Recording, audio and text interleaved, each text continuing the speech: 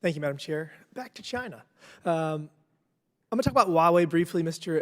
Avenita, Mr. Joyce. I'm going to ask you some questions at the end of it. So, China was using Huawei to give next-generation wireless technology to developing countries and to developed countries, many of which were our allies. And they were doing that at a rate that was beyond competitive. It was essentially subsidized. And the FBI was able to reach out to our allies and essentially say, hey, this is a really bad idea. They have a backdoor into security. Their servers aren't secure. You're essentially letting the Chinese have all your data. And so what happened? Well, all of our allies said they either took steps to ban Huawei or they changed their course and are now using more secure next-generation wireless technology. And that was done basically because the United States took a leadership role in informing our allies that China was not being a good actor, and it's caused Huawei to have to completely adjust their approach to the global economy. Is that fair, Mr. Joyce? Absolutely. Okay, so I think this is a great model. It's a great model of how we can address larger concerns. So obviously we're talking about cyber attacks, and there's no amount of money that the private or publicly held companies can spend to secure their networks from a government as big as China. There's just nothing they can do. It's not a question of if they're going to get a breach, it's a question of when. But what we can do is we can use the U.S. government and use our allies to create a consequence. So I don't see why the United States and like-minded countries will create a system through which the biggest issue is attribution in this proposal. If a company is breached and receives damages and it's from a nation state, I think that company should be able to go to the government and say, look, we do all of these things right to try to protect our data, but China came after us, we had a breach, it cost us this amount of money. Obviously there's going to be a civil suit, they're going to have to settle that civil suit with all of the individuals who had data breached. And so let's just say it's, I don't know, $100 million. So then the United States says, all right, attribution's good, China did this, the government did this, here's your $100 million, and then go and use trade tariffs to essentially make the United States whole. If we create a system like that, it can create a deterrent threat to nation states that are using cyber attacks as a tool.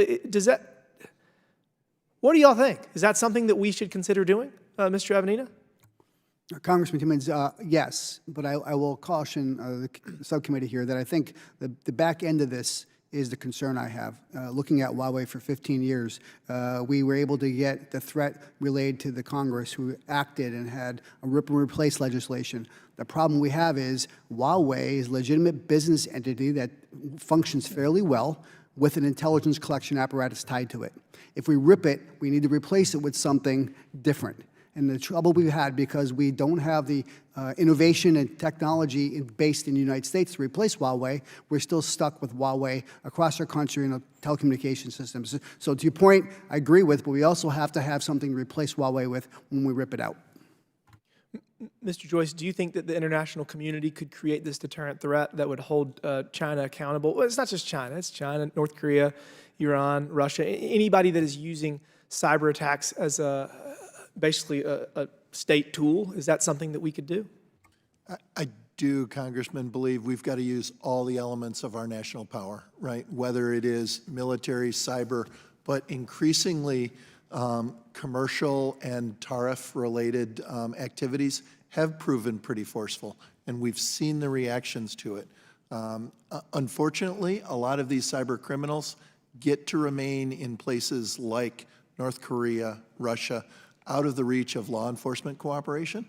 And so we've got to have other tools beyond law enforcement. So I think that we can resolve that by saying that any individual that is attacking the United States, I mean, it's no different than the Taliban. I mean, we sent hundreds of thousands of U.S. soldiers and waged war for decades in Afghanistan because the Taliban allowed al-Qaeda to use it as a base of operations to attack the Twin Towers. So, I mean, there's no difference if al-Qaeda was using a computer in Afghanistan and using code to crash a energy grid in a hot area in the summer or a cold area in the winter.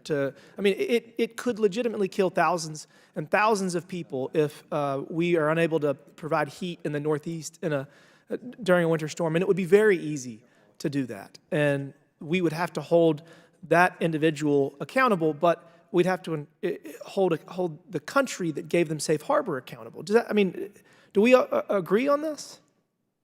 I completely agree, and I think your analogy is right with the terrorism, because if Al-Qaeda had pre-deployed explosives or electromagnetic capability in New York City, is that different than Volt Typhoon and what they're doing here to potentially cause harm to our critical infrastructure? We have to look at that as a simple model. And if there was a cyber attack on Goldman Sachs resulting in $500 million in damages, are we not going to then make them whole when they did nothing wrong versus if Hamas bombs their building? We're going to make them whole, so I don't think that we should view a terrorist cyber attack any differently than we would view a missile, because there's no difference effectively. Okay, I'm over time. Sorry. Thank you all for your... I agree. Cybersecurity is national security. Thank you, Mr. Timmons.